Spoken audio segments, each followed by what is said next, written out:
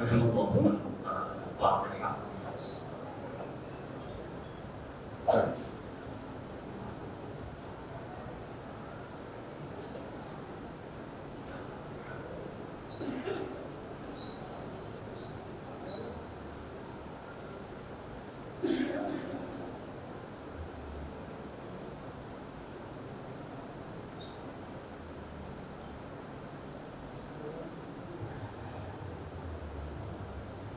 ما شاء الله لا حول ولا قوة إلا بالله العلي العظيم.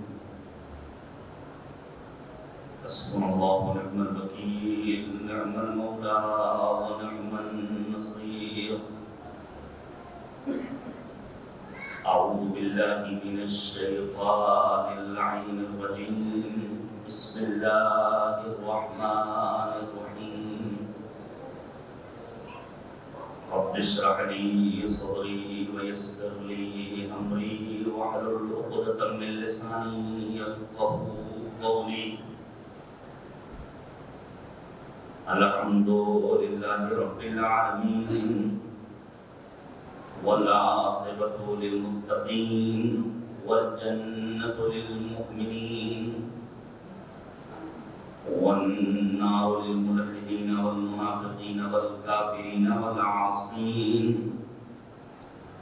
وصلى الله على سيدنا محمد وآله الطيبين الطاهرين المعصومين المظلومين المنتخبين المنتجبين الذين أذهب الله عنهم الرجس وطهرهم تطهيرا.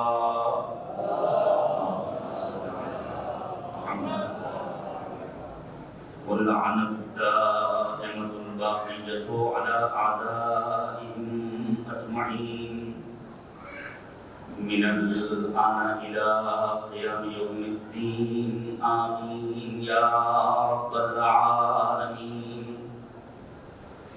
أما بعد فقد قال الله تبارك وتعالى في القرآن الحكيم وهو أصدق الصادقين وقوله الحق.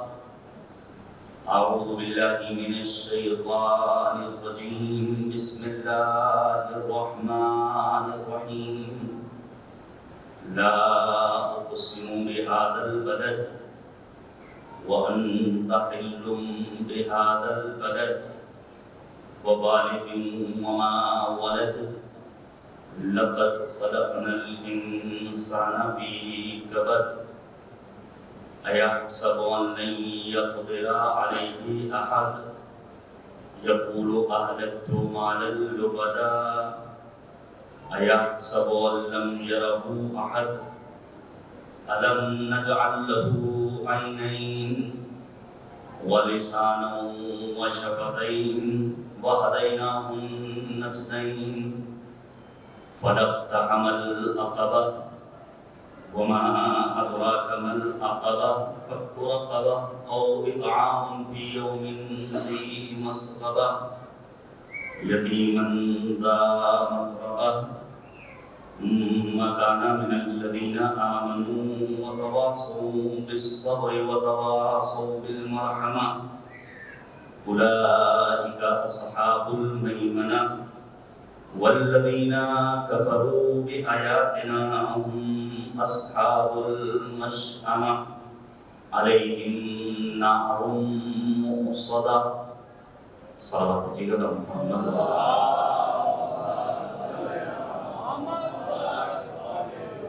عزيزي الكريم، نعيش في مختصر الحمد فاطمة مختصر التوحيد وكرمكم سيد كاظم رضا جناب محمد رضا مرحوم سارا نبوی جناب محمد رضا مرحوم عابدہ نبوی محمد رضا صاحب مرحوم منظر علی ابن احمد حسین عابدی صاحب مرحوم سید انوار الاسلام ابن جناب فیصل الاسلام صاحب مرحومہ نجمہ اسلام بنت یوسف علی عابدی صاحب اور دیگر جملہ مومنین اور مومنات کی ارواح کو ارسال فرمائیں.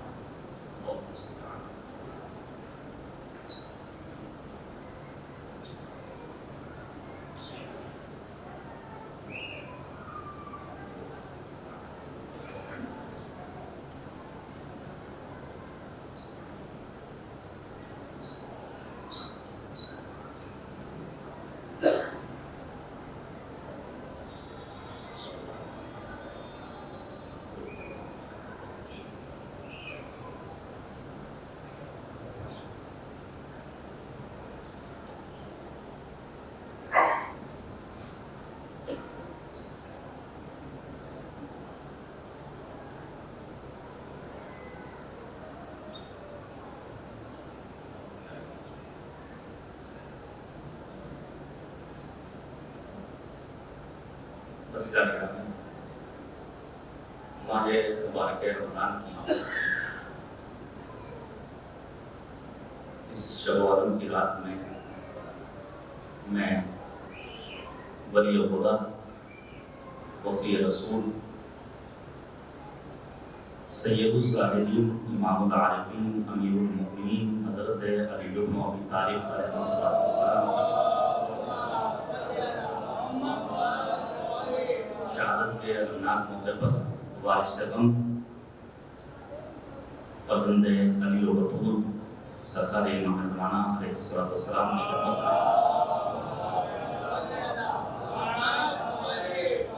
تعزیت اور تسلیت پیش کرتا ہوں، اور ساتھ ہی پرسہ پیش کرتا ہوں تمام صحبت والوں کی خدمت میں۔ رب کریم کی بارگاہ میں یہ دعا ہے کہ معبود ہم سب کو امیر المؤمنین کی سیرت سننے، سمجھنے اور پڑھنے کی توفیق عنایت فرمائے۔ ماہ مبارک رمضان نواں اسلامی مہینہ ہے۔ آپ جانتے ہیں کہ سال کی مختلف قسمیں ہیں۔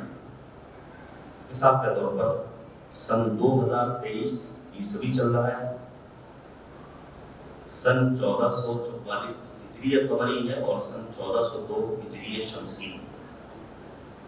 اس کے علاوہ ہمارے ہندو برادران کا اپنا سال ہوتا ہے، اور مختلف اقوام مختلف ملکوں میں مختلف مذاہب کے پیروکار یہاں اپنے اپنے سال پائے جاتے ہیں۔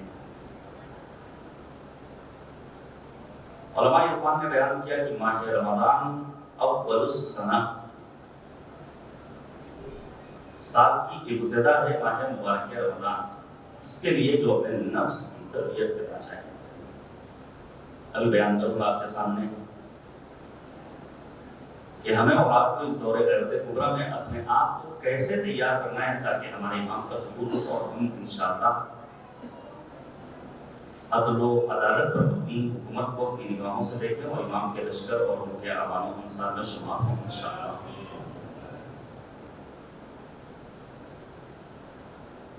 یہ راتیں جن کا آغاز ہو چکا ہے شب قدر کے نام سے جانی جاتی ہیں، وہ عظیم الشان رات جس کے لیے قرآن مجید نے کہا اِنَّا أَنزَلْنَاهُ فِي لَيْلَةِ الْقَدْرِ وَمَا أَدْرَاكَ مَا لَيْلَةُ الْقَدْرِ لَيْلَةُ الْقَدْرِ خَيْرٌ مِّنْ أَلْفِ شَهْرٍ۔ ہم نے قرآن مجید کو شب قدر میں نازل کیا، اور تمہیں کیا معلوم شب قدر ہے کیا؟ یہ ایک رات 1000 مہینوں سے بہتر ہے۔ ہوں گے اعمال، لیکن بقول ہمارے بزرگوں علماء کرام کے کہ اگر وقت اعمال قرآن مجید سر پر ہو اور اس کے بعد قرآن دور ہو جائے تو قرآن تعلیمات ہمارے وجود میں اپنا اثر پیدا نہیں کر سکیں گے، لیکن اگر قرآن آیات ہمارے دلوں تک پہنچ جائیں تو ہماری زندگی کا ہر حصہ آیات قرآن مجید کے سائے میں بسر ہوگا۔ نبی آدم نے فرمایا تھا کہ ماہ مبارک رمضان کا چاند جب فلک پر نمودار ہوتا ہے تو پروردگار میری امت کو چند خصوصیات عطا کرتا ہے جو مجھ سے پہلے آنے والے کسی نبی کی امت کو وہ فضیلت حاصل نہیں۔ پہلی فضیلت، جب فلک پر ماہ رمضان کا چاند نمودار ہوتا ہے تو اللہ نبی کی امت پر اپنی نظر خاص کرتا ہے، اور جسے اللہ دیکھ لے لم یعذبہ ابدا، پروردگار اسے پھر عذاب میں مبتلا نہیں کرتا ہے۔ یا پھر پیغمبر خاتم نے فرمایا فلک پر ماہ مبارک رمضان کا جب چاند نمودار ہوتا ہے تو انہی فضیلتوں میں سے ایک فضیلت یہ ہے کہ پروردگار اپنی جنت کو حکم دیتا ہے کہ تم اپنے آپ کو میرے بندوں کے لیے آمادہ کرو۔ ملائکہ مقربین درگاہ پروردگار کو خود خداوند کریم یہ حکم دیتا ہے نبی کی امت کے سلسلے میں کہ ان کے حق میں مسلسل خدا کی بارگاہ میں دعائے مغفرت کریں۔ ظاہر ہے یہ ملائکہ کی مغفرت طلبی ان بندوں کے شامل حال ہوگی جو ماہ رمضان کا پاس و لحاظ رکھتے ہیں،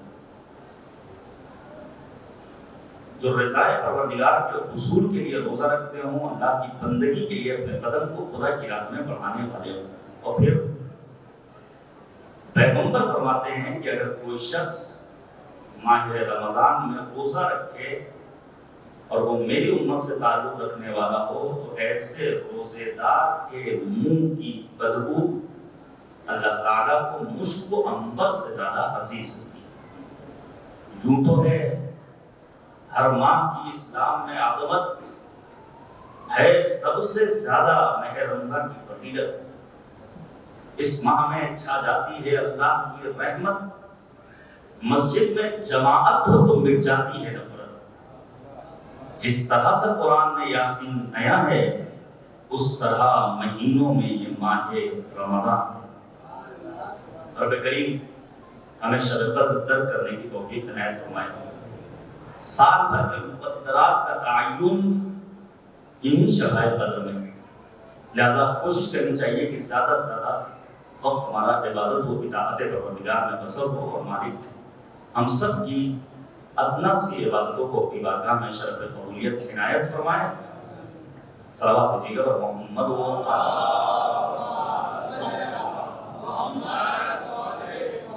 یہاں سے گفتگو شروع کرتے ہیں. یہ عنوان آپ کے سامنے ہے. عنوان گفتگو ہے اصحاب امیر المؤمنین کا تعارف.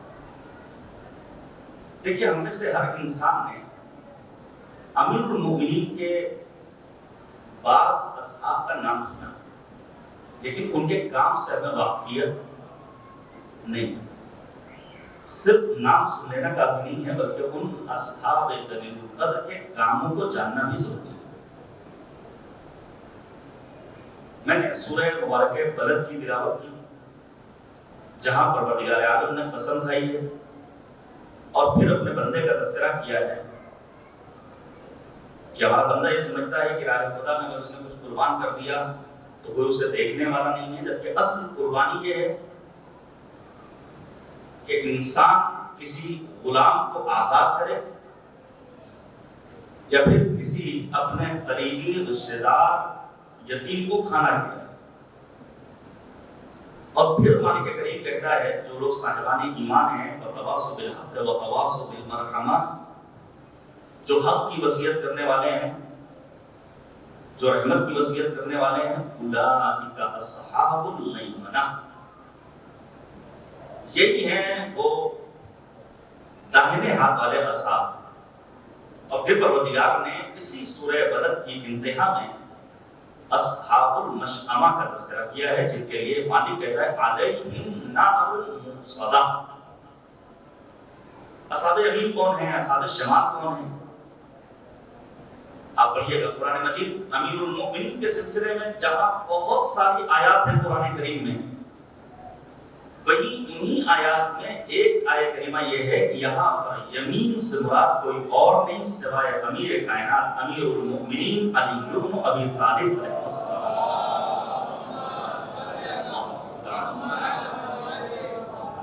اگر یمین سے مراد امیر المؤمنین ہیں تو اصحاب یمین کون ہوں گے؟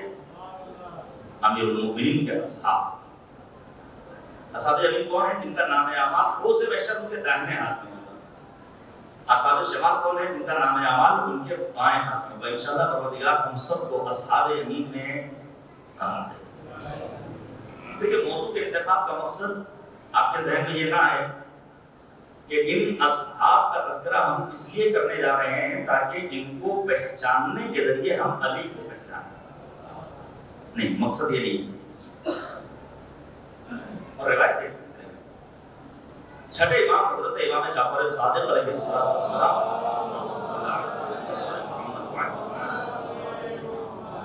ایک مشہور و معروف صحابی ہیں جناب ابان ابن تغلب، جو مولا امام صادق کے نامور اصحاب اور شاگرد ہیں. ان میں ایک نام آتا ہے جناب ابان ابن تغلب.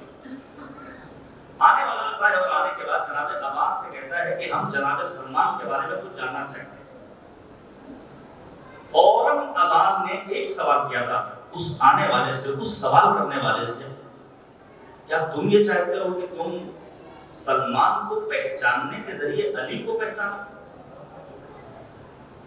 جی ہاں، ہم جاننا چاہتے ہیں کہ آخر انہوں نے کیسے ساتھ دیا. اس موقع پر جناب ابان ابن تغلب کہتے ہیں یاد رکھو کبھی بھی شعاع کو دیکھ کر اصل منبع نور کو نہیں پہچانا جا سکتا ہے. سورج کی کرنوں کو دیکھ کر آفتاب کی حقیقت سے آشنائی ممکن نہیں ہے. اور پھر فرماتے ہیں کہ سلمان ساتھ دیتے نہ دیتے، مقدار ساتھ میں ہوتے نہ ہوتے، امیر المؤمنین کی عظمت، امیر المؤمنین کی فضیلت میں کوئی فرق پڑنے والا نہیں تھا. یہ سلمان کے لیے باعث شرف ہے کہ اللہ نے انہیں امیر المؤمنین کا صحابی بنایا. یہ مقدار کے لیے باعث فضیلت ہے کہ پروردگار عالم نے اپنی عنایت خاص کے نتیجے میں انہیں امیر المؤمنین کے صحابی بننے کا شرف عطا کیا ہے. دوسری روایت پیش کرو جلدی چونکہ مطالب زیادہ ہیں اور یہ مقدماتی گفتگو ہے جو آخری مجلس میں آپ کے کام آنے والی ہے.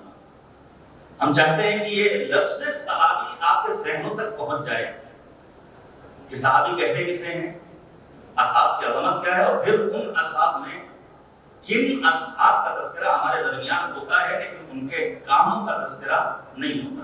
دیکھیے اغیار سے ہمیشہ ہمیں گلا رہتا ہے کہ انہوں نے اپنی کتابوں میں جہاں پہ خلیفہ اول کا تذکرہ کیا، جہاں پہ خلیفہ دوم کا تذکرہ کیا، جہاں پہ خلیفہ سوم کا تذکرہ کیا، وہاں پر بڑے بڑے القاب و خطابات ممکن ہے کئی سطروں میں القاب اور خطابات بیان ہوئے ہیں. لیکن جہاں بات امیر المؤمنین کی آتی ہے، جہاں بات جناب سلمان کی آتی ہے، جہاں بات جناب ابوذر کی آتی ہے، جہاں بات جناب مقداد کی آتی ہے، جہاں دیگر جلیل القدر اصحاب کی بات آتی ہے تو وہاں پر ڈائریکٹ نام سے گفتگو شروع ہو جاتی ہے. تو اگر وہ ایسا کر رہے ہیں تو ہم نے آخر کیا کیا؟ کیا باقی معنی میں ہم نے پہچانا کہ آخر یہ اصحاب کیوں اتنے معتبر ہوئے کہ امیر المؤمنین نہج البلاغہ کے خطبہ نمبر 182 میں فرماتے ہیں. توجہ کیجئے گا، امیر المؤمنین کا فرمان سنیے. ہم اور آپ ہر سال عریضہ لکھتے ہیں اور پھر یہ شعر گنگناتے ہیں کہ عریضے میں اگر فرقت کی ساری داستان لکھ دوں سرخ اٹھے گا دریا آگ لگ جائے گی پانی میں. اگر ہم نے امام کو خط لکھا ہے تو ہم نے کبھی سوچا کہ ہمارے امام نے ہمیں جواب دیا یا نہیں دیا؟ اگر نہیں دیا تو کیوں نہیں دیا؟ جواب آنا چاہیے یا نہیں آنا چاہیے؟ کہ ہمیں سوچنا چاہیے. امیر المؤمنین کیا فرماتے ہیں نہج البلاغہ کے خطبہ نمبر 182 میں؟ اَيْنَ إِخْوَانِيَ الَّذِينَ رَكَبُوا الطَّرِيقَ وَمَضَوْا عَلَى الْحَقِّ. مولا فرماتے ہیں کہاں ہیں میرے وہ بھائی جو حق پر چلنے والے تھے اور انہوں نے پوری زندگی ساتھ دیا ہے تو حق کا ساتھ دیا ہے. اور پھر مولا فرماتے ہیں اَيْنَ عَمَّارُ. کہاں ہے میرا عمار؟ کہاں ہے ذو الشہادتین؟ کہاں ہے تیہان؟ پڑھیے گا یہ خطبہ نمبر 182 نہج البلاغہ میں، جس میں امیر المؤمنین نے اپنے اصحاب کو 2 مرتبہ اپنا بھائی کہہ کر خطاب کیا. میرے عزیزو یاد رکھیے گا، نبی خاتم پیغمبر اعظم حضرت محمد مصطفیٰ صلی اللہ علیہ وآلہ وسلم، پیغمبر اعظم نے بھی ایک مرتبہ ہم جیسوں کو اپنا بھائی کہا. روایت آپ کے ذہن میں ہونی چاہیے، میں پڑھ چکا ہوں اسی امام بارگاہ میں. اصحاب کے درمیان پیغمبر تشریف فرمائے، سوال کرتے ہیں اَيْنَ إِخْوَانِي. کہاں ہے میرے بھائی؟ نام نہاد اصحاب نے اپنے ہاتھوں کو بلند کر لیا، یا رسول اللہ ہم آپ کے بھائی ہیں. پیغمبر نے کہا نہیں، انتم اصحابی، تم میرے بھائی نہیں ہو بلکہ تم میرے اصحاب. دستے دست جوڑ دیے، یا رسول اللہ پھر آپ کا بھائی کون ہے؟ اس موقع پر پیغمبر فرماتے ہیں میرے بھائی وہ لوگ ہیں جو دور غیبت میں سفیدی پر سیاہی میں ایمان رکھتے ہوں گے.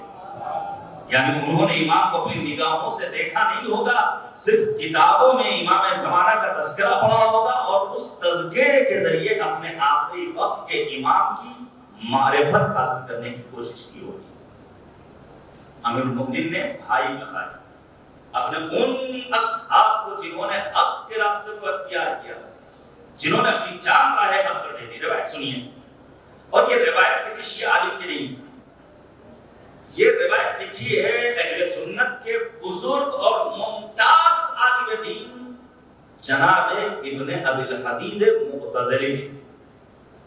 اور واقعی میں ایسے منصف مزاج افراد گزرے ہیں کہ جنہوں نے امیر المؤمنین کی فضیلتوں کو بیان کیا. یاد رکھیے گا جب کبھی بات ولایت کی آئے تو ولایت کا مطلب فقط محبت کا دم بھرنا نہیں ہے.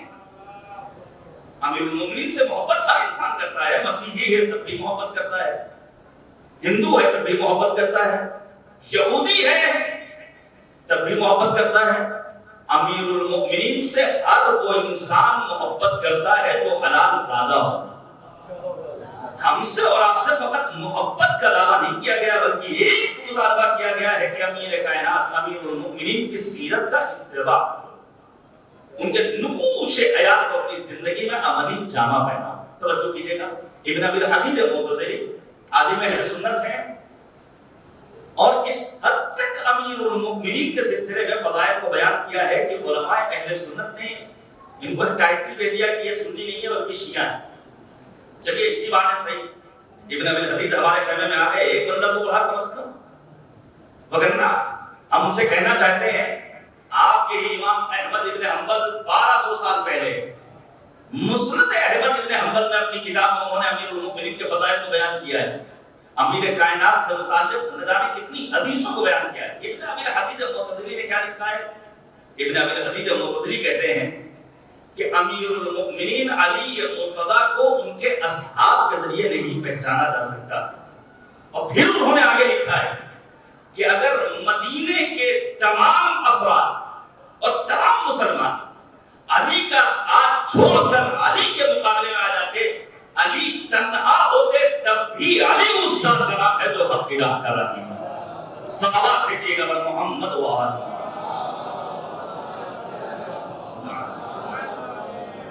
اس سے بہتر صلوات بھیجیے گا بر محمد و آل.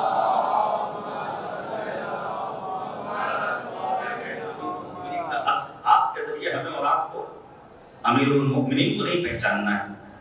موضوع گفتگو کے تحت ہمیں اصحاب کو پہچاننا ہے تاکہ ہماری دعا فقط یوں ہی نہ اللہم عجل ولیک الفرج والعافیت والنصر, خدایا امام کا ظہور ہو, پروردگارہ ہمیں امام کے اعوان و اصحاب و انصار میں شمار فرما. اصحاب میں شمار ہونے کے لیے ہمیں بھی سلمان بننا پڑے گا, مقداد بننا پڑے گا, قمبر بننا پڑے گا, حذیفہ یمانی بننا پڑے گا, اور متعدد اصحاب چند ایک کا تذکرہ کروں گا اس محدود سے وقت میں, اور آج شاید صرف ایک سال کا تذکرہ کر سکوں. عزیزان گرامی, اصحاب کسے کہتے ہیں؟ عربی زبان کا لفظ ہے صاحب. یہ جو ہم صاحب کہتے ہیں اصل لفظ کیا ہے؟ صاحب. صاحب صحبہ سے آیا ہے, یعنی ساتھ اٹھنے بیٹھنے والے کو کہا جاتا ہے صاحب.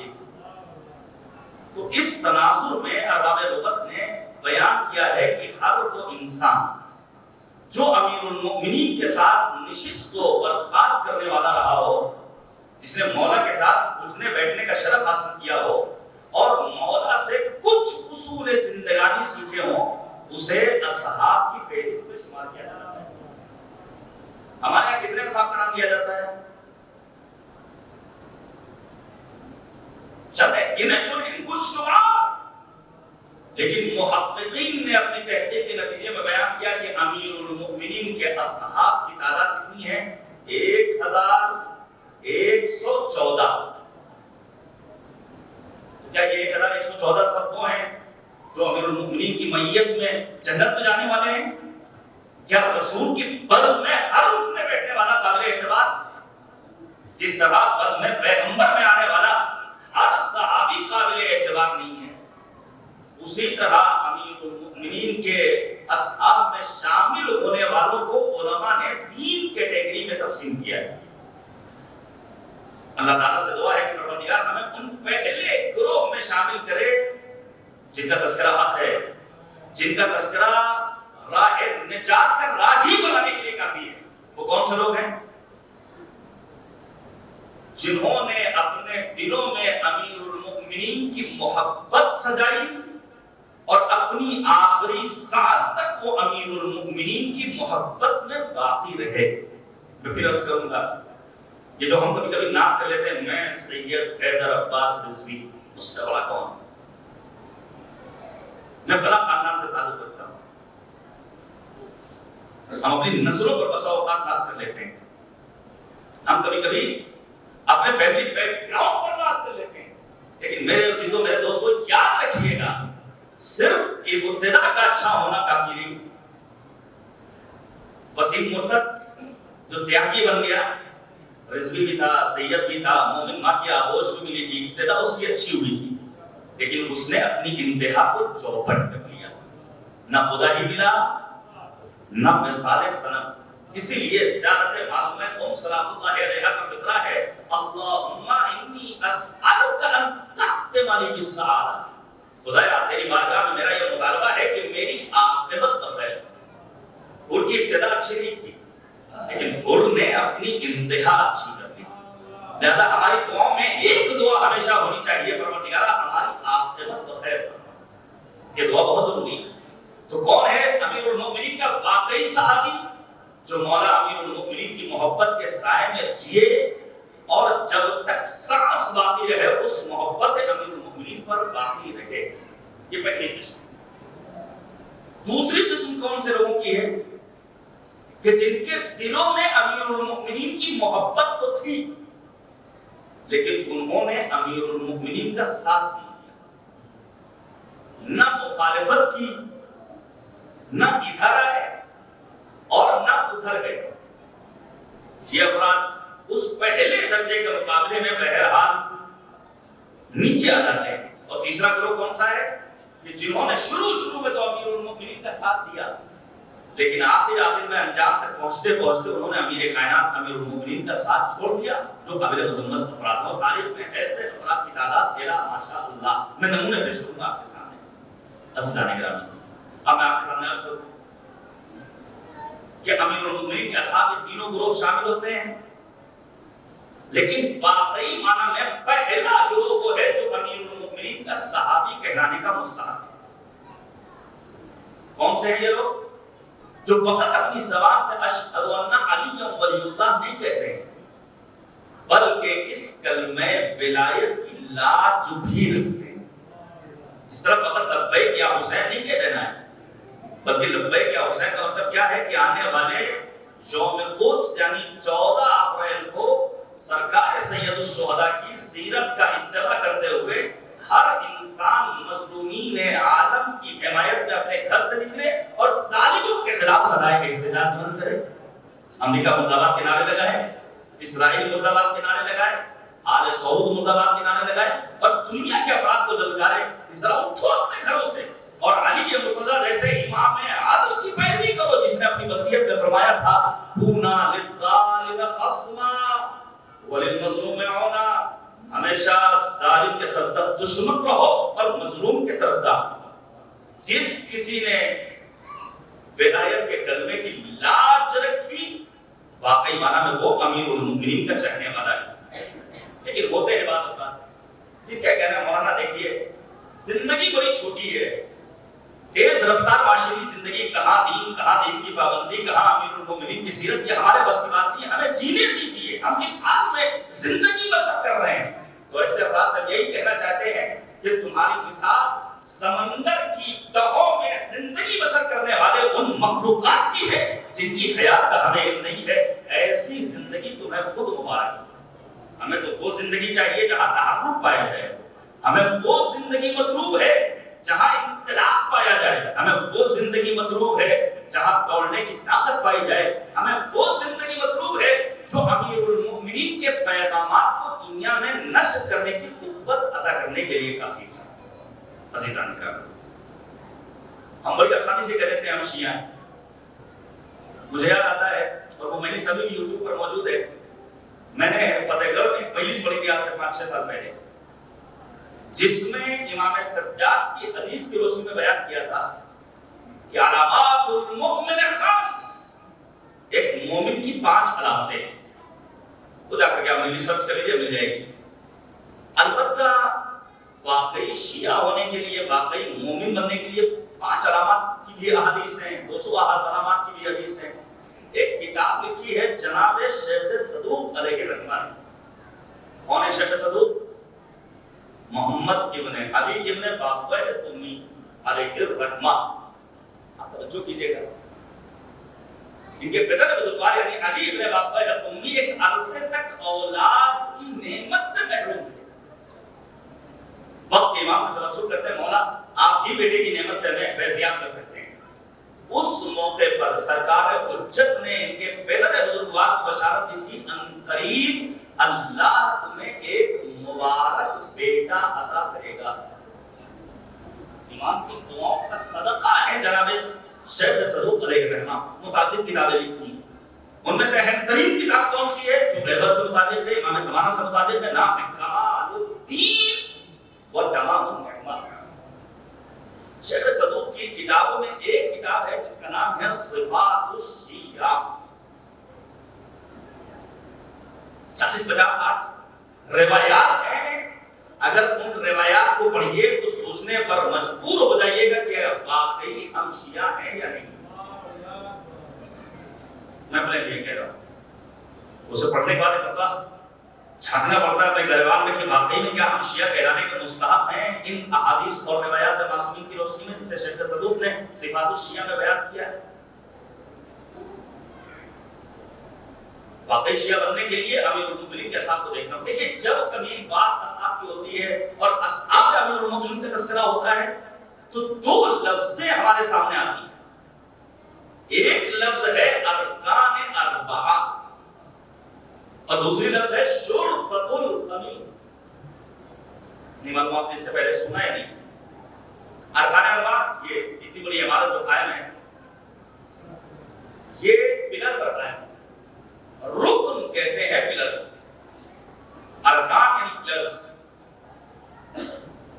یعنی چار اہم ستون جو امیر المؤمنین کے اصحاب میں شمار ہوتے ہیں. کون کون ہیں وہ؟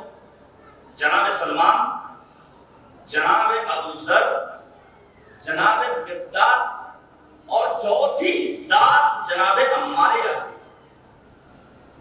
البتہ عرض کرو علماء نے جناب عمار کے بارے میں شک کیا ہے کہ آخر ارکان اربعہ میں یہ شامل ہیں یا نہیں ہیں. جب عمار جیسی ذات گرامی کے بارے میں علماء شک کرتے ہیں تو ہماری اور آپ کی گنتی کیا ہے؟ ہم کہاں جانے والے ہیں؟ عمار جن کا نام کیا امیر المؤمنین نے نہج البلاغہ کے خطبہ نمبر 182 میں ہمارے اور آپ کے پاس امام محمد باقر علیہ السلام صلی اللہ علیہ وسلم مولا امام باقر فرماتے ہیں ارتد الناس بعد رحلت پیغمبر خاتم، لوگ مرتد ہو گئے تھے سوائے 3 افراد کے، سلمان، ابو ذر، مقداد. البتہ یہاں پر مرتد کے معنی ہے سیاسی مرتد ہونا، یعنی امیر المؤمنین کی ولایت کے سلسلے میں ان کی یہاں شک و شبہ پیدا ہو گیا تھا، پس پیش کرنے لگے تھے. لکھا ہے علماء نے کہ ایک زندگی کا موقع ایسا آیا تھا کہ جہاں پر خود جناب عمار بھی شک و شبہ میں مبتلا ہو گئے تھے. تو ارکان اربعہ میں کون کون ہیں؟ جناب سلمان، جناب ابو ذر، جناب مقداد.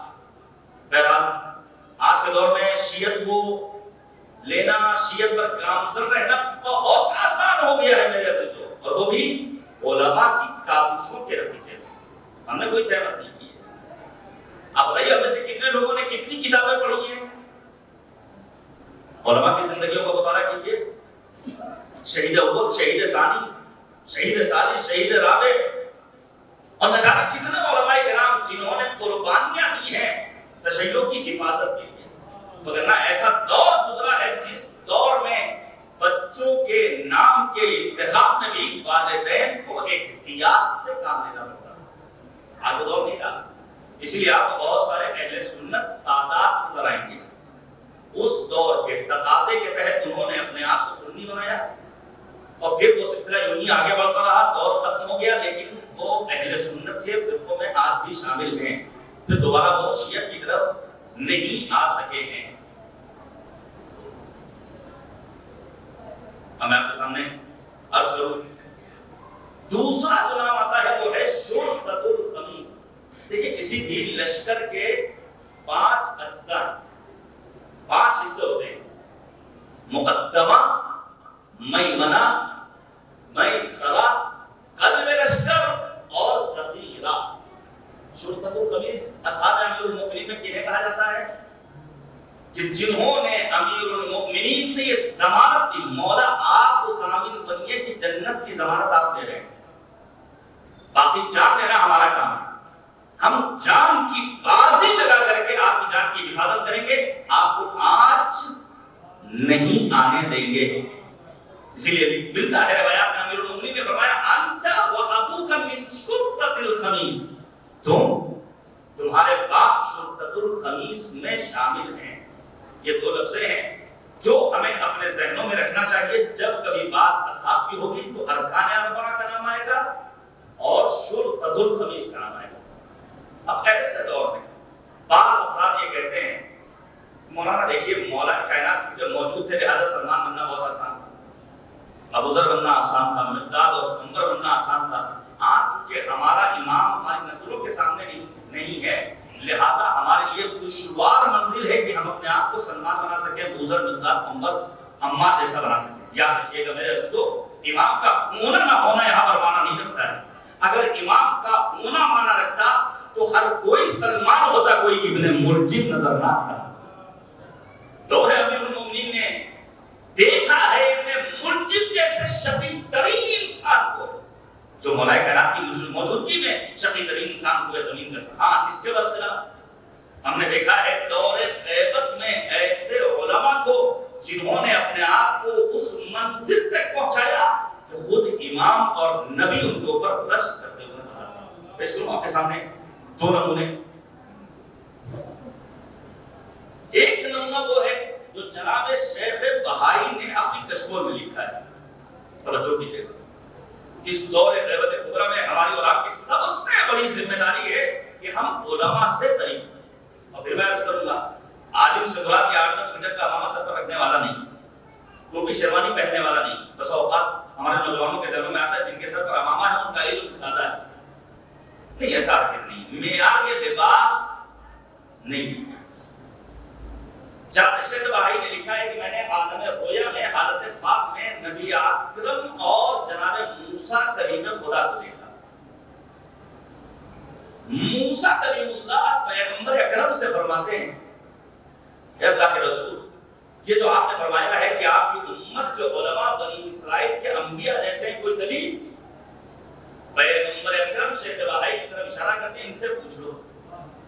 اس موقع پر جناب موسیٰ نے پوچھا ہے شیخ بہائی سے تمہارا نام کیا ہے؟ جناب شیخ بہائی کہتے ہیں میرا نام فلاں ہے، میرے باپ کا نام فلاں ہے، میرے دادا کا نام فلاں ہے، اور آباء و اجداد کا ایک طویل سلسلہ بیان کرتے ہیں۔ پیغمبر اکرم سے موسیٰ کہتے ہیں کوئی خاص کوالٹی تو ان کے اندر نہیں ہے، میں نے فقط نام پوچھا تھا، لیکن بتانے والے نے اپنے آباء و اجداد کا طویل سلسلہ بیان کر دیا۔ لکھا ہے جناب شیخ بہائی نے اس موقع پر بھی پیغمبر نے کہا اے موسیٰ کلیم خدا، اگر اس سلسلے میں بھی کوئی سوال کرنا ہے تو مجھ سے مت پوچھو بلکہ شیخ بہائی سے پوچھو۔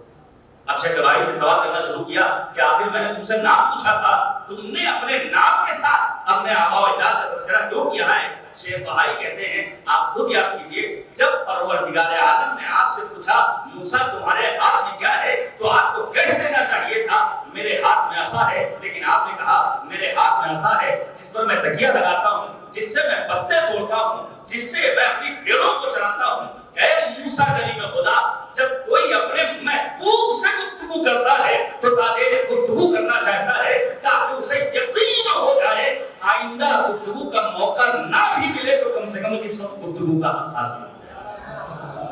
اگر آپ نے ذات پروردگار کو اپنی محبوب ذات بنایا ہے تو ہماری نگاہ میں آپ اس وقت ہمارے محبوب ہے، لہذا ہم نے اپنی گفتگو کو طولا نہیں کیا ہے۔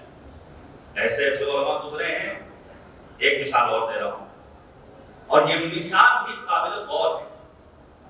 میں نے عرض کیا صحابی بننے کے لیے کم سے کم ہمیں ایسا بننا پڑے گا جیسا ہمارے علماء نے اپنا کردار پیش کیا ہے۔ پیش کرو تو بزرگ علماء گزرے ہیں، ایک کا نام ہے جناب شیخ مفید اور ایک کا نام ہے جناب سید مرتضی علم الہدی۔ شیخ مفید کون ہے؟ استاد۔ سید مرتضی کون ہے؟ شاگرد۔ سنیے گا یہ جو ہم بڑی آسانی سے اپنے آپ کو شیعہ کہہ بیٹھتے ہیں، استاد شاگرد پہنچے کاظمین زیارت کے لیے، شیخ مفید نے اپنی رضا کو اپنے شاگرد سید مرتضی کے پاس رکھا اور کہا میں جا رہا ہوں وضو کرنے کے لیے، وضو کر کے میں واپس آؤں۔ جب سید مرتضی کے پاس شیخ مفید واپس آئے ہیں تو شاگرد اپنے استاد سے کہتا ہے استاد آپ کی یہ رضا نجیس ہے۔ توجہ کیجیے، اس موقع پر شیخ مفید کیا کہتے ہیں؟ تمہاری نگاہ میں نجس ہوگی لیکن فقہی اعتبار سے میرے لیے یہ رضا پاک ہے، کیونکہ دو گواہوں کی شرط ہے منتظم۔ آپس میں مکالمہ ہوا، گفتگو ہوئی، استاد و شاگرد نے طے کیا چلو چلتے ہیں، چل کر زری میں لکھ کر ڈالتے ہیں مولا آپ بتائیے کون حق پر ہے کون باطل پر ہے۔ میرے عزیزو برا نہ مانیے گا، ان ذریعوں تک پہنچنے کے بعد دھاگا باندھ لینا اور کام ہے، لیکن اپنے آپ کو شیخ مفید اور سید مرتضی بنا کر کے رکا پھینک کر جواب منوا دینا یہ ان کرداروں کا کام۔ صلوات بھیجیے گا محمد وآلہ۔ لکھا مولا آپ مدد کیجیے، جواب سنیں گے کیا جواب آیا ہے؟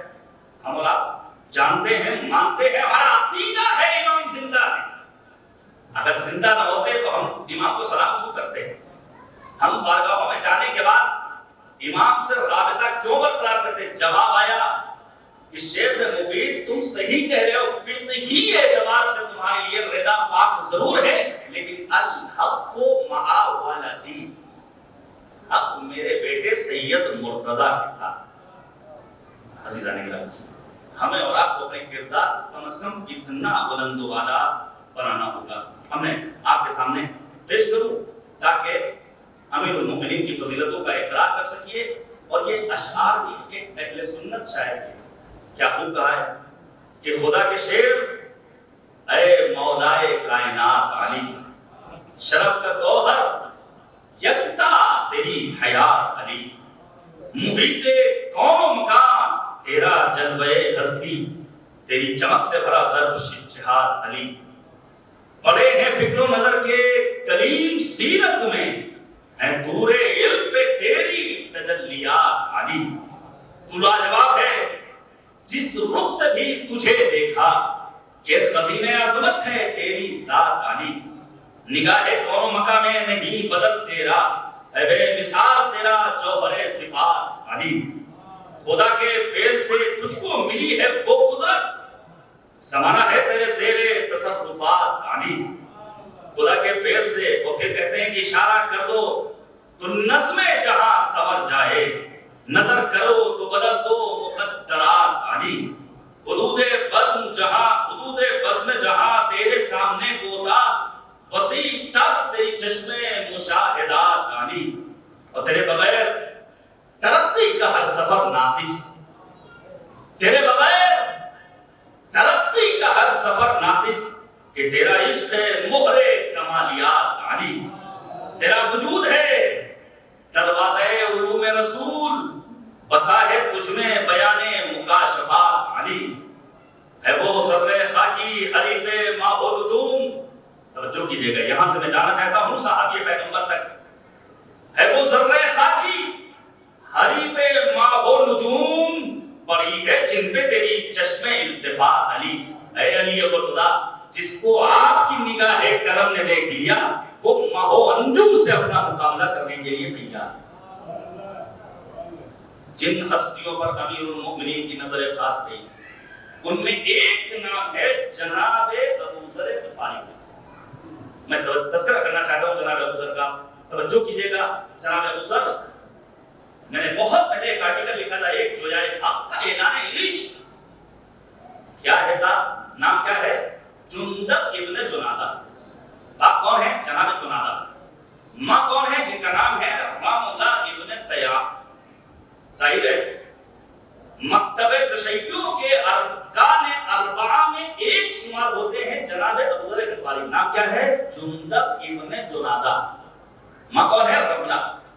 اور انہوں نے چونکہ خلیفہ وقت کے سامنے اعتراض آمیز لہجے میں گفتگو کی ہے، خلیفہ دوم کے دور میں، خلیفہ سوم کے دور میں بیان کروں گا، لہذا انہیں اس دور کے حکمران جماعت نے کبھی اچھی نگاہ سے نہیں دیکھا۔ میرا یہی تو سوال ہے تمام امت مسلمہ سے، اگر اصحاب کا تذکرہ ہوگا تو لاؤ صحابی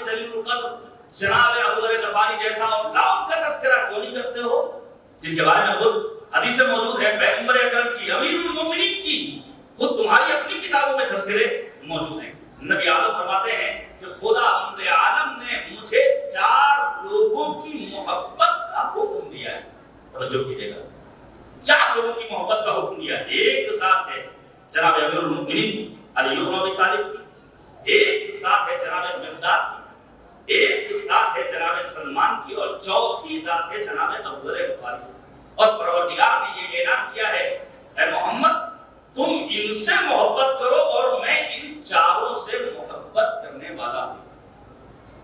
سنیے گا تذکرہ جناب ابو ذر غفاری کا، یہ وہ ہیں جو دعوت اسلام سے 20 برس قبل پیدا ہوئے، ابھی اسلام کا پرچار نہیں ہوا ہے لیکن پہلے دن سے موحد ہیں جناب ابو ذر، یکتا پرست، شراب کو بری چیز مانتے ہیں، شراب کی حرمت کے قائل ہیں، کبھی بھی بتوں کے سامنے اپنے سر کو خم نہیں کیا ہے۔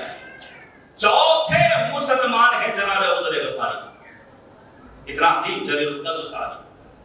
اور پھر جب جناب ابو ذر کو ربضہ بھیجا گیا ہے، جلا وطنی کے دور سے گزرے، تو امیر المومنین فرماتے ہیں، اے ابو ذر تم نے خدا کے لیے غصہ کیا ہے، لہذا اپنی امید کا مرکز بھی ذات خداوند سبحان کو قرار دو۔ میرے عزیزو یاد رکھیے گا، یہ ایک جملہ بتاتا ہے کہ کبھی انسان غصہ کرتا ہے تو اپنی ذات کے لیے، وہ غصہ قابل مذمت ہے، لیکن جناب زہرا مرضیہ کے لیے پیغمبر نے کیا فرمایا، ان اللہ یغضب لغضبها، خدا غضبناک ہوتا ہے غضب فاطمہ سے۔ تو کیا جناب زہرا کا غصہ عام غصہ تھا، کیا منفی غصہ تھا؟ نہیں، بلکہ یہ غصہ واقعی غصہ تھا، یہ واقعی خدا کے لیے غصہ تھا، یہ غصہ مثبت غصہ تھا۔ کہاں کہاں ہمیں غصہ کرنا چاہیے؟ جہاں مقدسات دین کی توہین ہو رہی ہو وہاں ہمیں غصہ کرنا ہے۔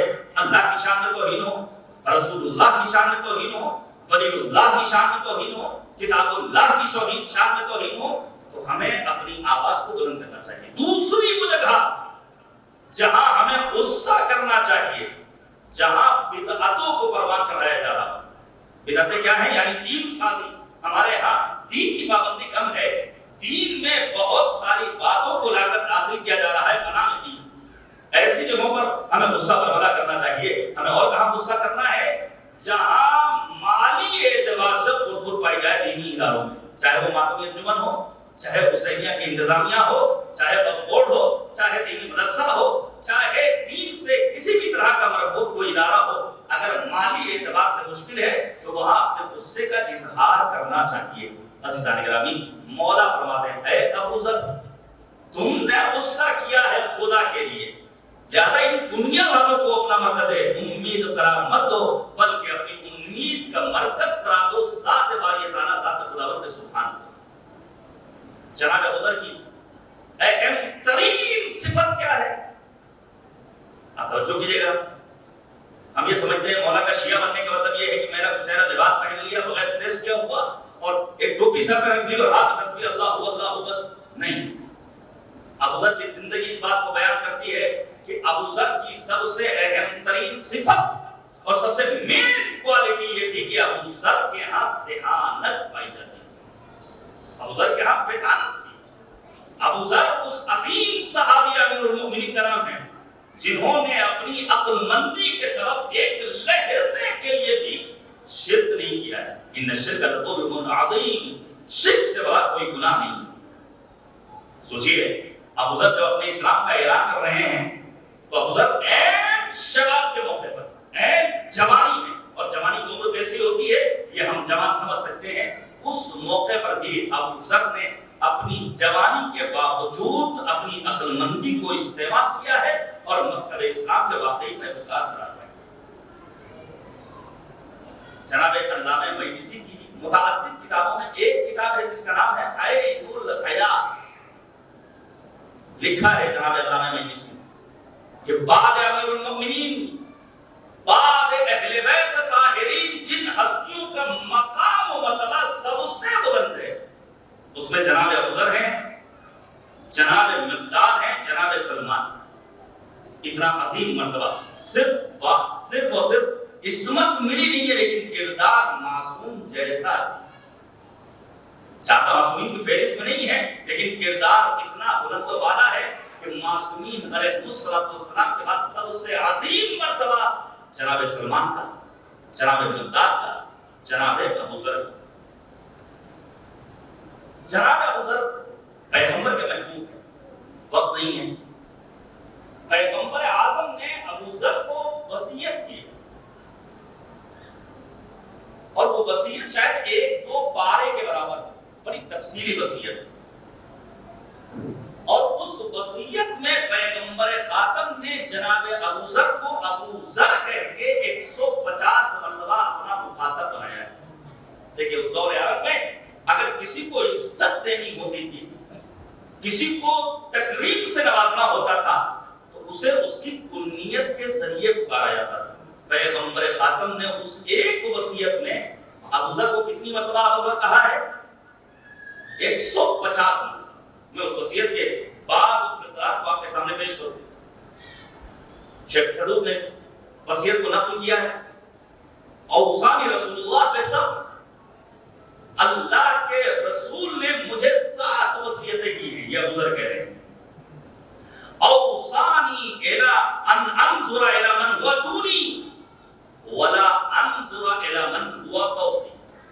پیغمبر نے وصیت کی ہے کہ ہمیشہ اپنے سے ماتحت والوں کو دیکھنا، مافوق والوں کو مت دیکھنا۔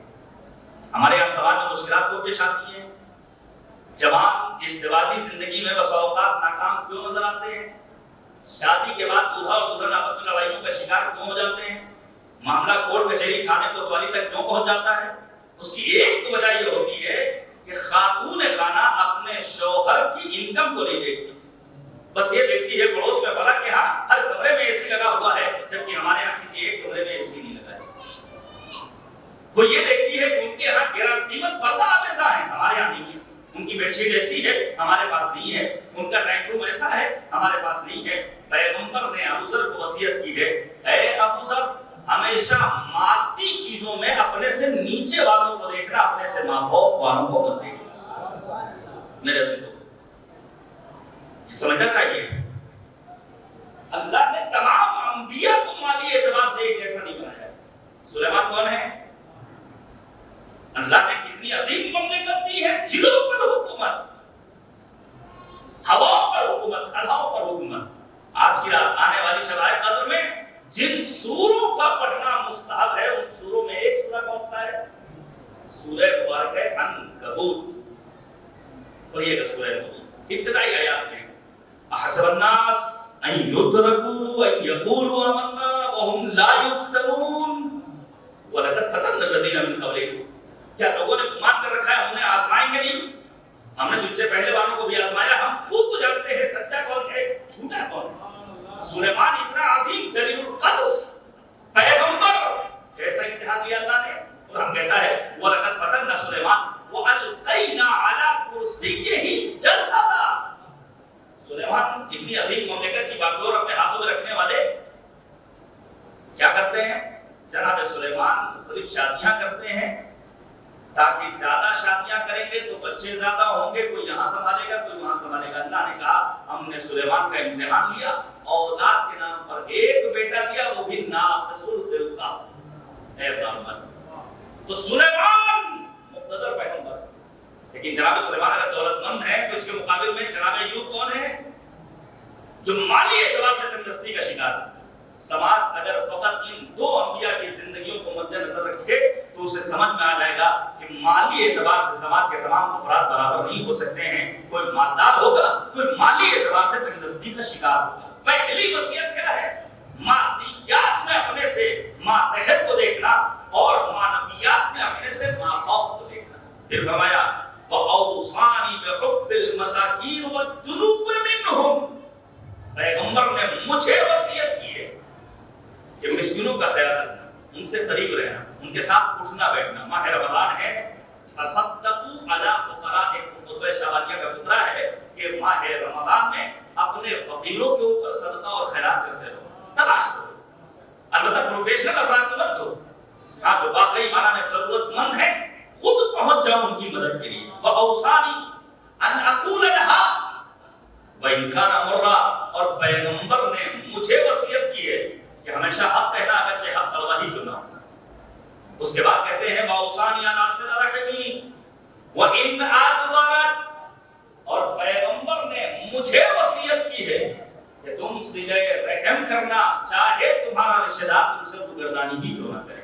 میں انشاءاللہ فتح گڑھ کی مجلس میں اشارہ کروں گا کہ ماہ رمضان میں ہمیں اور آپ کو صلہ رحم کیوں کرنا چاہیے، قطع رحم کے نقصانات کیا ہیں، شیطان کن راستوں سے اللہ کے بندوں کو اپنا اسیر بناتا ہے اور اپنے دامن فریب میں گرفتار کرتا ہے۔ پھر فرماتے ہیں واوصانی اللہ اخاف فی اللہ لومۃ لائم، پیغمبر نے مجھے وصیت کی ہے کہ راہ خدا میں کوئی کتنی ہی ملامت کیوں نہ کرے کبھی بھی گھبرانا مت۔ امیر المومنین کو کیا نہیں کہا گیا، جناب زہرا مرضیہ کو کتنی ملامت کا سامنا کرنا پڑا، اہل بیت طاہرین کو کتنی اذیتوں کا سامنا کرنا پڑا، لیکن انہوں نے کبھی پیچھے مڑ کر نہیں دیکھا، راہ خدا میں وہ آگے بڑھتے چلے گئے۔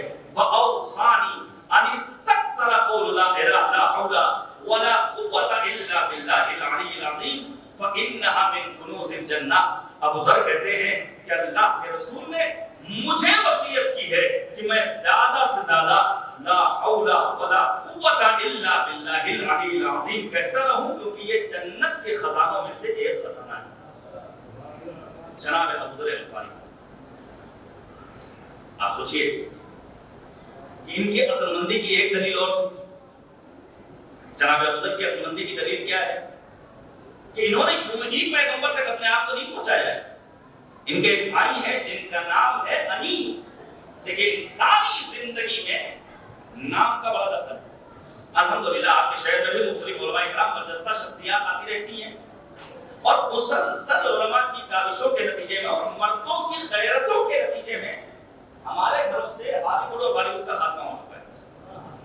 یہ تو طے، فلمیں آپ لوگ نہیں دیکھتے، بہت بدبخت ہوگا وہ انسان جو مثلا مووی جا کر دیکھ رہا ہوگا کسی تھیٹر میں اپنے گھر میں، واقعی میں کوئی بہت غیر گزرا ہوگا، لیکن جہاں بالی ووڈ اور ہالی ووڈ کا خاتمہ ہوا وہیں ہمارے گھروں میں ایک بلا آ گئی سیریل کے نام۔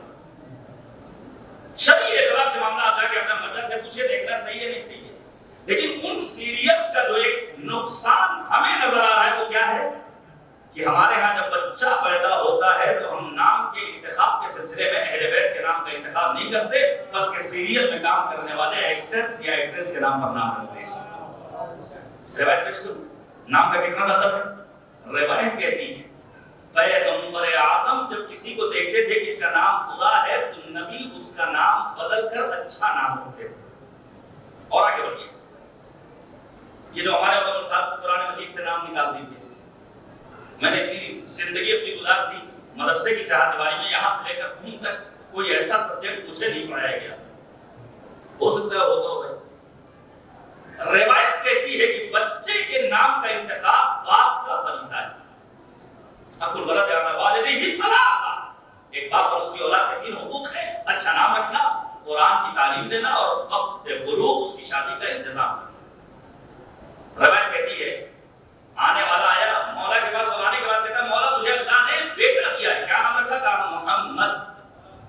روایت کہتی ہے مولا فرماتے ہیں پورے کالے بیت فیہ محمد، بابرکت ہے وہ گھر جہاں محمد نام کا بچہ موجود ہے، وَلِمَجْلِسٍ فِيهِ محمد، بابرکت ہے وہ باس جہاں محمد نام کے افراد موجود ہوں، وَرِفْقَةٍ فِيهَا محمد، بابرکت ہے دوستوں کی وہ جھرمٹ جہاں محمد نام کے افراد موجود ہوں۔ پھر مولا فرماتے ہیں اگر تم نے اپنے بچوں کا نام پہلے سے منتخب نہیں کیا ہے تو پیدائش کے بعد اگر اللہ نے بیٹا دیا ہے تو اسے 1 ہفتے تک کم سے کم محمد کہہ کر پکارو، اگر اللہ نے بیٹی دی ہے پہلے سے نام منتخب نہیں کیا ہے تو 1 ہفتے تک اسے فاطمہ کہہ کر پکارو، تاکہ نام محمد اور نام فاطمہ کی برکتیں تمہارے گھروں میں نازل ہوں۔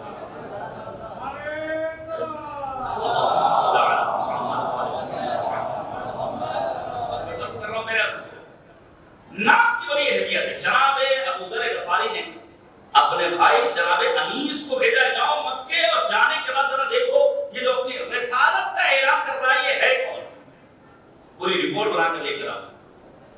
انیس جاتے ہیں اور جانے کے بعد واپس آتے ہیں، آنے کے بعد ابو ذر کے سامنے ایک ایک بات کو پیش کرتے ہیں بعنوان گزارش اور رپورٹ کہ ہم نے ایسا پایا، ہم نے یہ کرتے ہوئے دیکھا، ان کے اندر یہ ہم نے صفات دیکھے۔ اب جناب ابو ذر اپنے آپ کو نبی تک پہنچاتے جملے کی قدر کیجیے گا. لیکن روایت کہتی ہے ابھی پہنچے ہی تھے کہ دوسرے ہی دن ابو ذر غفاری کی ملاقات ہو جاتی ہے امیر المومنین امیر کائنات یعقوب الدین سید العارفین حضرت علی بن ابی طالب علیہ السلام. امیر المومنین کے ہمراہ جناب ابو ذر کہاں پہنچے ہیں؟ پیغمبر اکرم تک. مجھے جملہ کہنے دیجیے. عالم اسلام فقط ایک جملے کو سمجھ لے تو مسئلہ حل ہو جائے کہ اگر نبی تک پہنچنا ہے تو کبھی بھی براہ راست پہنچنے کی کوشش مت کرنا. علی کی انگلی تھام لینا, علی سے ہوتے ہوئے اپنے آپ کو نبی تک پہنچا دینا. صلوات دیجیے گا محمد و آل محمد. بس میں نے ختم کر دیا. جو بچی ہوئی باتیں ہیں میں اس کو کنٹینیو کروں گا تو پھر ایک اور عظیم جلیل القدر صحابی کا تذکرہ کروں گا. جناب ابو ذر غفاری اتنی عظیم شخصیت. پیغمبر فرماتے ہیں روح زمین پر زمین نے ابو ذر سے زیادہ سچے انسان کا وزن نہیں اٹھایا اور آسمان نے ابو ذر سے زیادہ سچے انسان پر سایہ نہیں کیا. ابو ذر صدیق الامہ, اس امت کے صدیق کا نام ہے ابو ذر غفاری. ہمارا سلام پہنچے. صحابی امیر المومنین ارکان اربعہ میں سے ایک ذات جناب ابو ذر غفاری. لیکن زندگی واقعی مظلومیت کی زندگی ہے. عشق اور یہیں سے ربط مسائل. دیکھیے ایک گزارش کروں گا, کوشش کیجئے کہ ان ایام میں لباس آپ کا کشمیر ہو سیاہ تاکہ لوگوں کو پتہ چلے کائنات کے امیر کا غم منا رہے ہیں یہ حضرات. یہ غم صرف حسن و حسین کا غم نہیں ہے, یہ غم فقط زینب و ام کلثوم کا غم نہیں ہے. ہمیں اور آپ کو ان دنوں میں ایسا منانا ہے, ایسا محسوس ہو گیا ہمارا حقیقی باپ ہمیں چھوڑ کر دنیا سے چلا.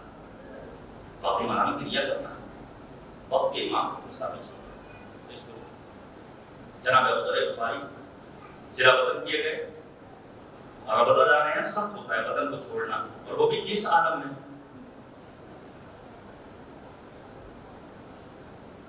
جب جناب ابو ذر جا رہے ہیں تو امیر المومنین امام حسن امام حسین ابو ذر کو چھوڑنے کے لیے آگے بڑھے. اور پھر لکھا ہے علماء نے ابو ذر کی رخصتی کے وقت امام حسن نے خطبہ دیا ہے.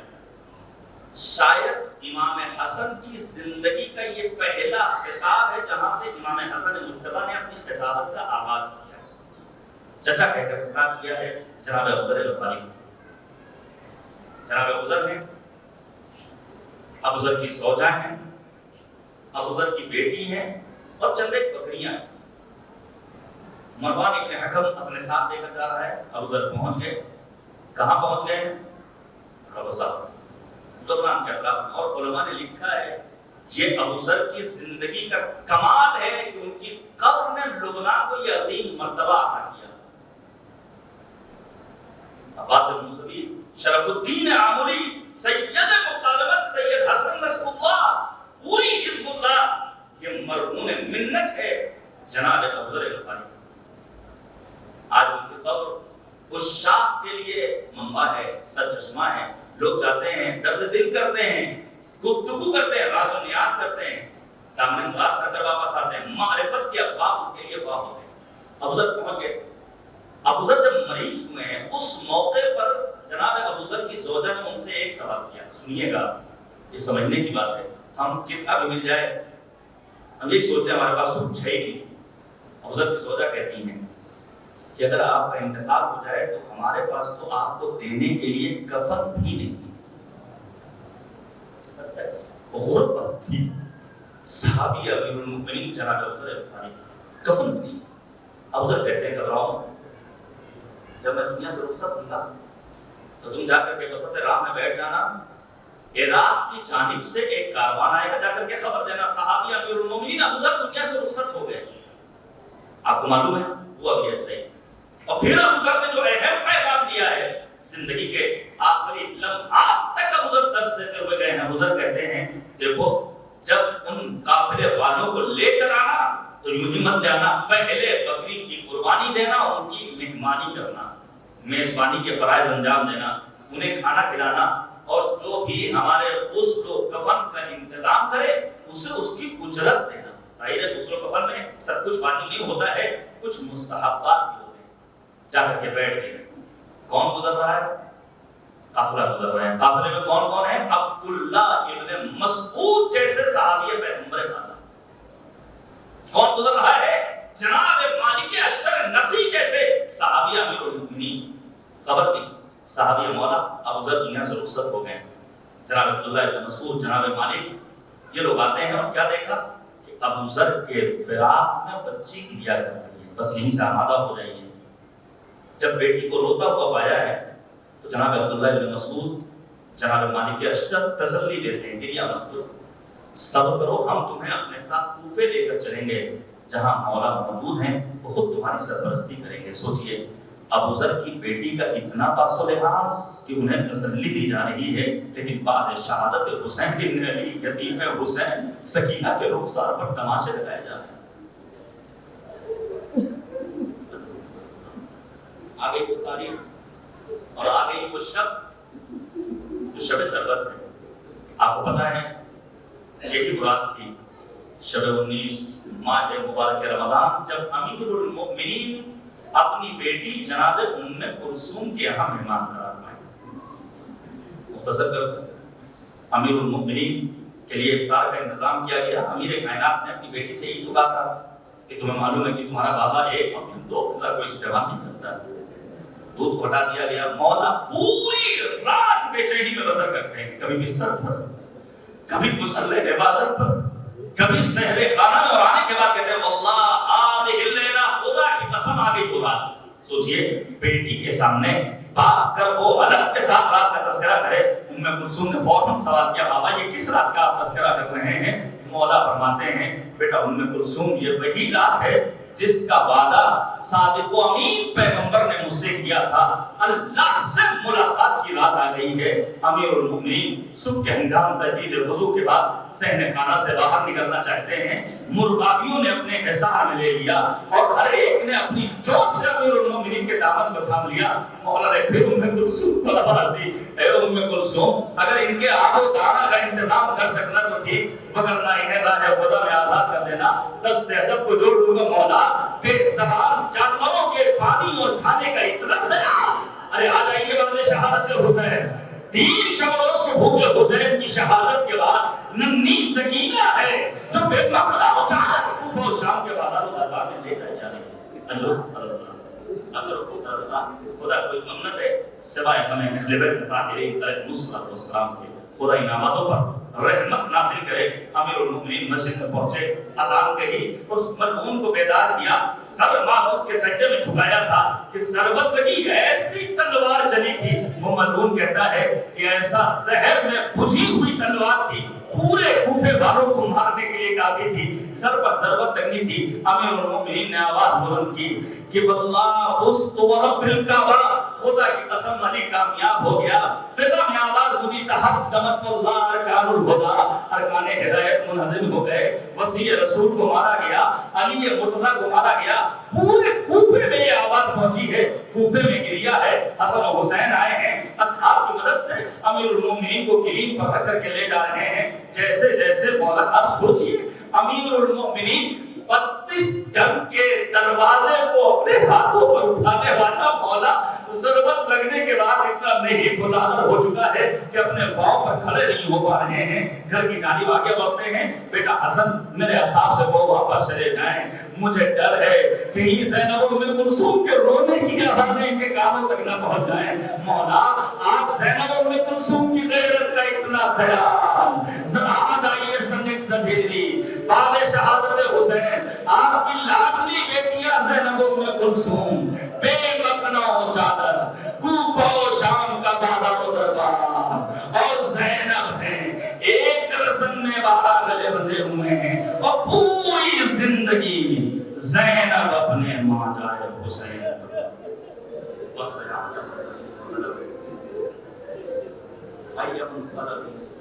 ان اللہ و انا الیہ راجعون ورضا بقضائہ وتسلیم امرہ الہی لا معبود سوا الہی بحق الزہراء وابیہا وبعدہا وجوہا والصبر المستودع فیہا بعدد ما احاط به علم خدایا ہماری اس عبادت کو قبول فرما۔